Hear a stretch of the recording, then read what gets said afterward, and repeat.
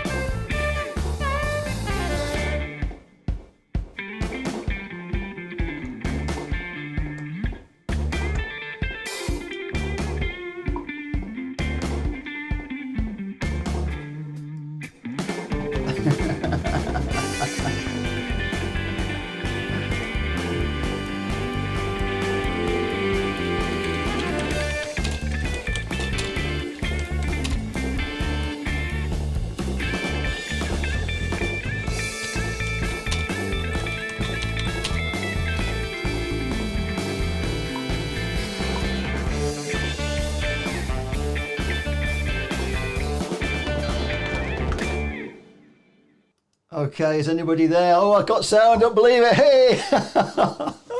What a disaster, I don't believe it. Went to play the countdown and I could see there was no microphone. So I literally had to reboot, turn everything off, turn it back on again. It's the old classic, what do you do when it doesn't work? You turn it all off and you turn it back on again. So hopefully this time we can go into the show. Sorry about the music, guys, but I'm not going to use commercial music because unfortunately Facebook will ban me, and same with YouTube, so I have to use free library music, and if you don't like it, maybe somebody can write me some music, I don't know.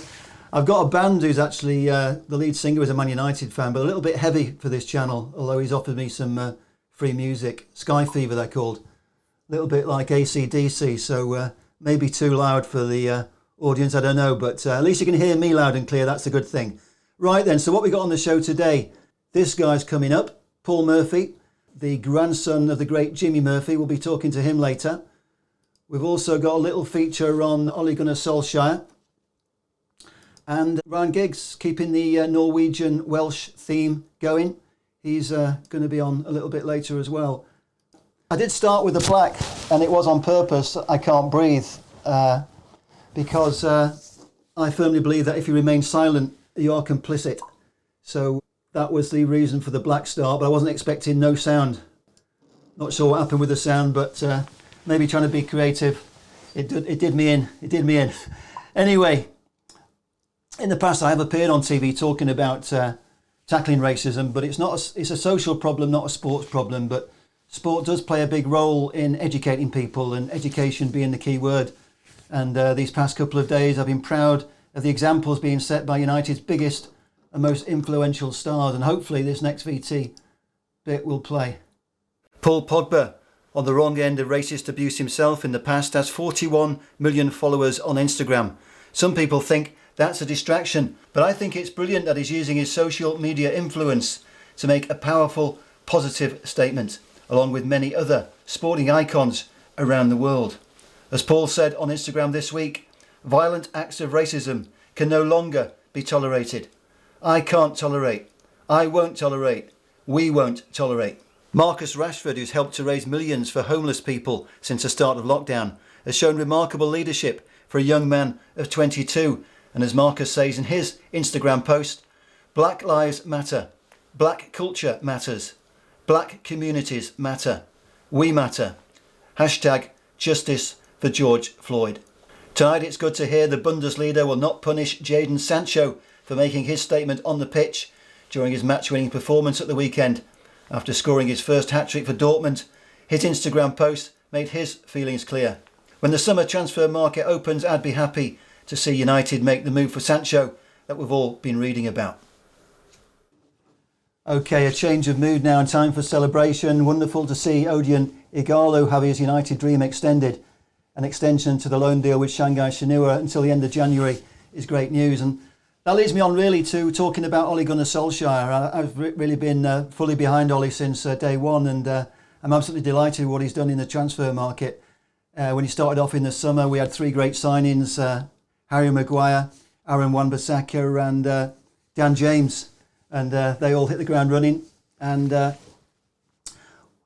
big fan of Dan James, of course, is the Welsh manager Ryan Giggs. I'm just looking for the next little bit because that complete breakdown at the beginning has thrown everything into the air, so you'll have to bear with me. But yes, we're going to show a little bit of a clip from, it's a taster from a long form interview that my friend Hans Hansen from Busby Babes Norge has got available on Patreon, but we're just going to have a little taster of that. Even if Ole doesn't succeed, I hope he does, and I think he will. I think he will leave the club in a better state than when he took over. He's undoing a lot of the mistakes of the past and also trying to win games and give youth a chance, and it's not easy. That is not easy. And he's in a league where you have Klopp, where you have Guardiola, now you've got Mourinho, a very good team. So it's not easy to compete at the top. Yeah, I believe in Ole. He's give young players a chance, and I do believe that he will leave United in a better state than when he took over. Okay, and if you want to watch the full length of that video, you can watch it on patreon.com/HansGeorge.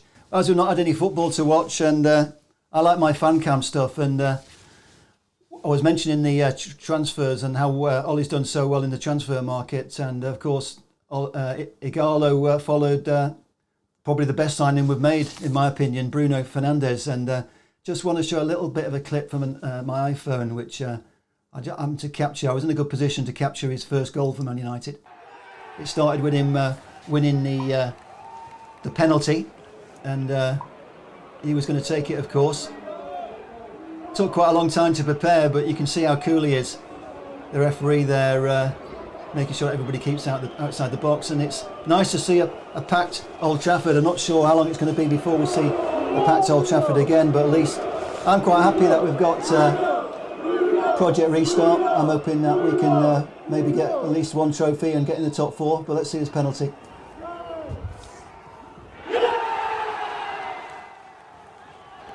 And after that we had a peach of a goal from Anthony Martial, and then Bruno set up Mason Greenwood, and the kids are all right.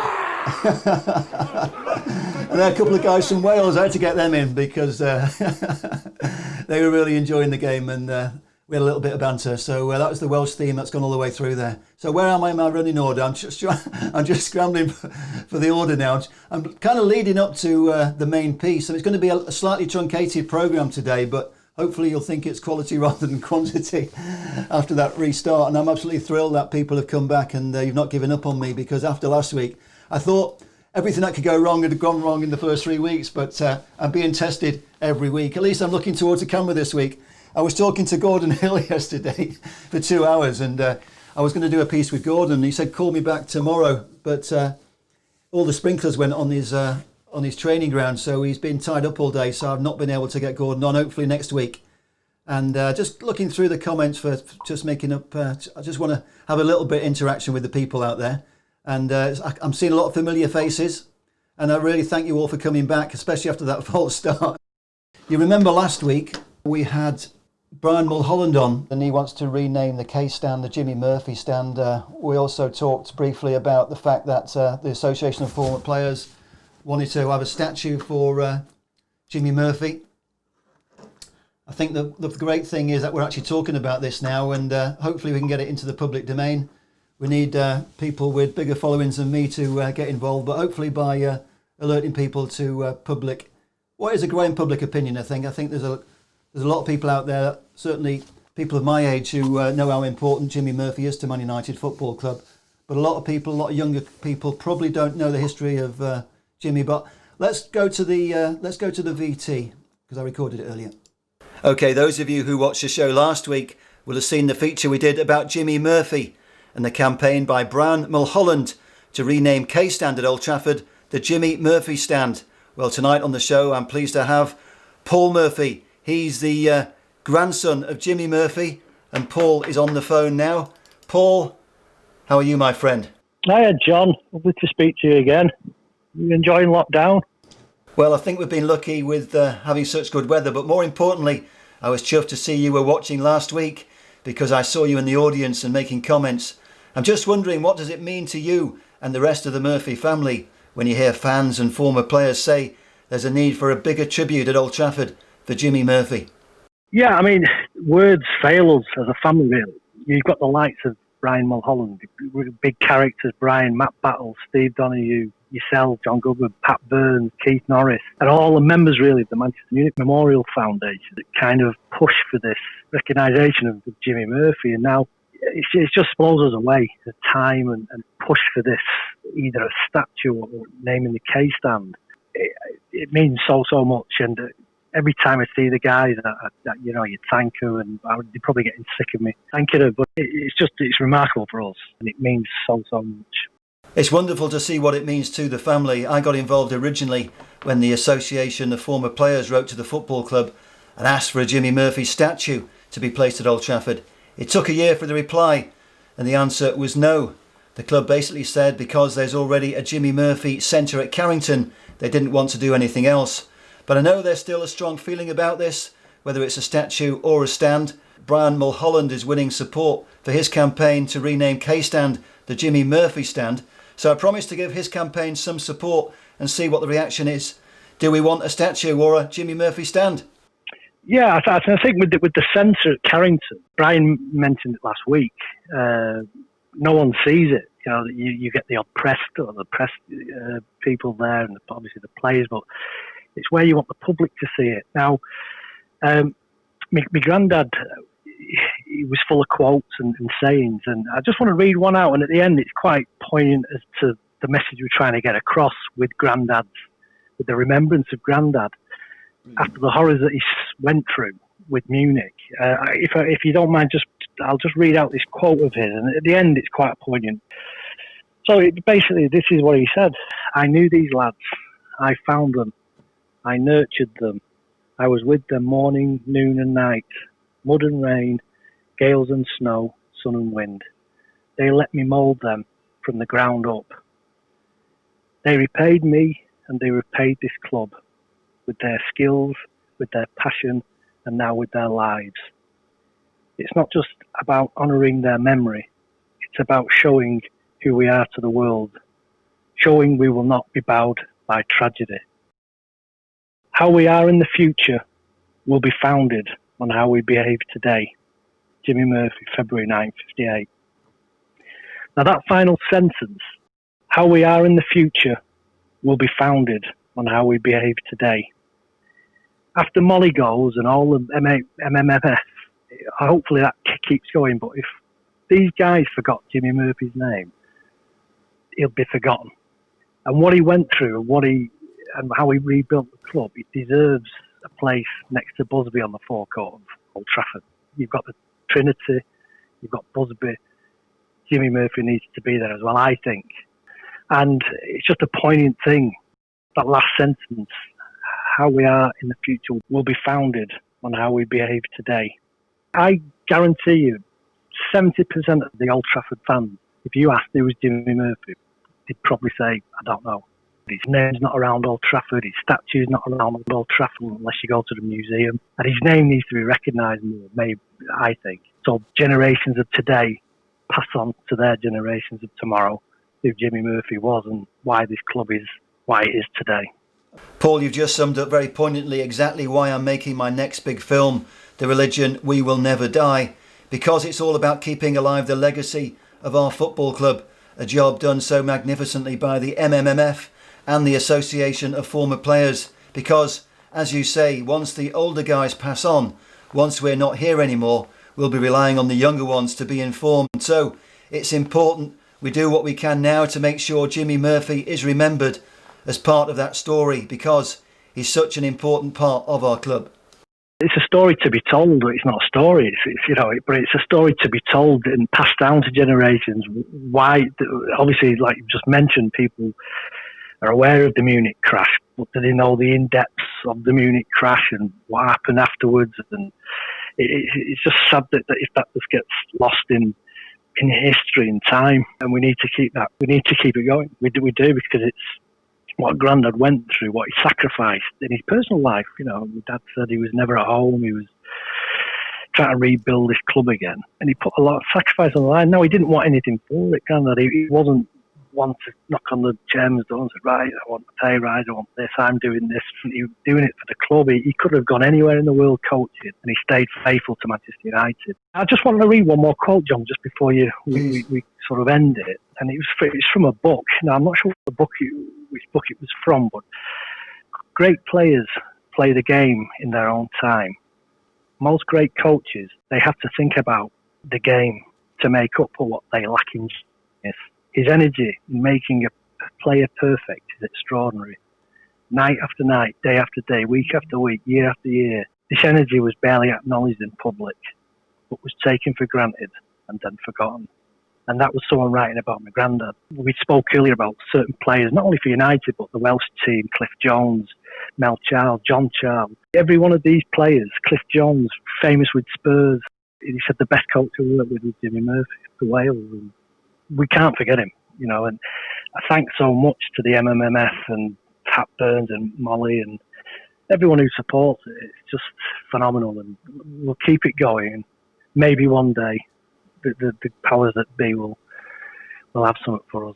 Absolutely. I think you mentioned one thing there, Paul, that needs underlining, because the reason Jimmy wasn't in the Munich air crash was because he was on duty as manager of Wales and getting them to the World Cup. Your granddad was a fantastic manager in his own right, and as you say, he could have gone anywhere as a manager and didn't need to stay on as number 2 to Busby. He managed to balance being Wales manager with being Busby's right-hand man at United, and that in itself was remarkable. Yep. And then people forget he lost Bert Wally, who was his best friend. You know, obviously Matt was touch and go, and he had no one around him in football circles to actually pull him through this. It was him on his own, and obviously the youth team were there. Who he got, you know, he was coaching as well, but he had no one just to comfort and give him a cuddle every now and again. So he must have gone through hell. It's just so sad. It is an incredible story. We'll go into it in more detail in the future and with the documentary. But for now, thank you so much, Paul, for joining me on the show tonight. I very much appreciate that, my friend. John, keep up the good work, and thank you so much for having me on and listening to my stories about Grandad, and best wishes for the show and for the future.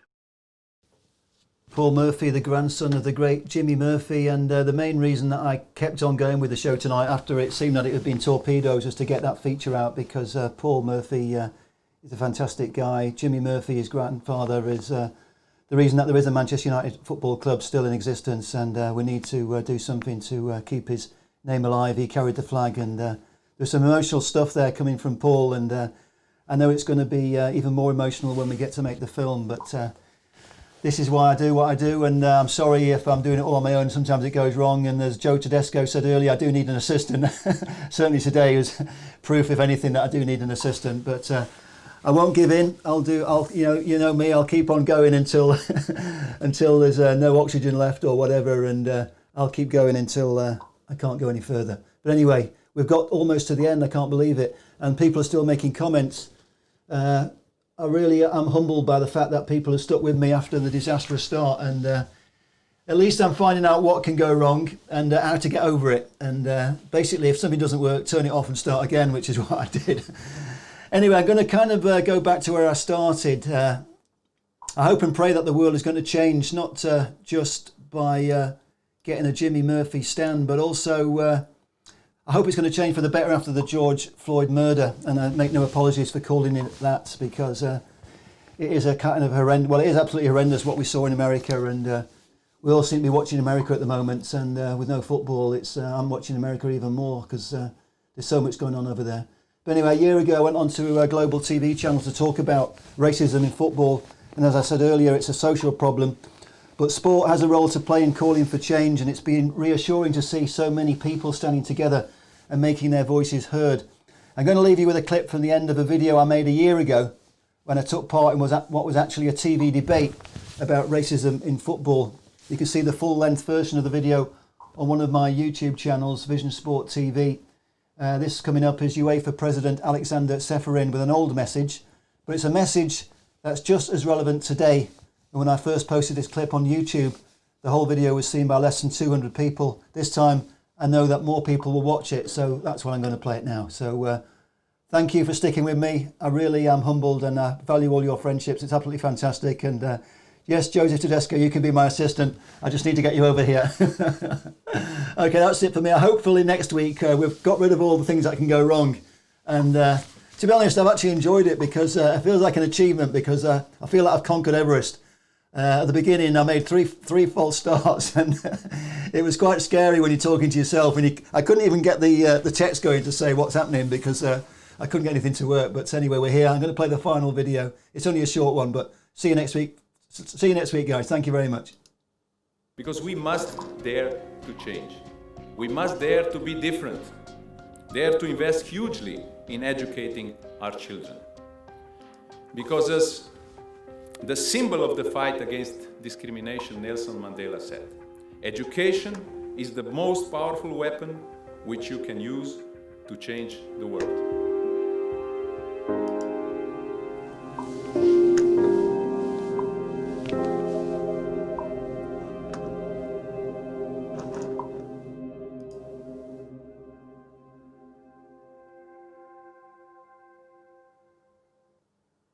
It's been quite an emotional show tonight. And before I disappear, I'm going to say thank you to everybody again, and to Alan Keegan, who has really been knocking it out the park every week. He's been my role model, and he set the bar so high that it's quite intimidating. But hopefully I'm learning every week, and I do like the fact that I do learn, and it has been a learning curve, and I've not wasted the 2 months lockdown, because this is week 4, and I think we've had some good content, and hopefully by the time I've patched things up and shared the best bits, hopefully people will get to see what we've done, because it has been hard work, and I didn't realise how hard it was going to be doing this show, but it has been quite difficult, and it's been very time consuming, and to be honest, I was still making the final VTs about 2 minutes before I went on air, which is probably why I didn't have time to check things properly, but there you go.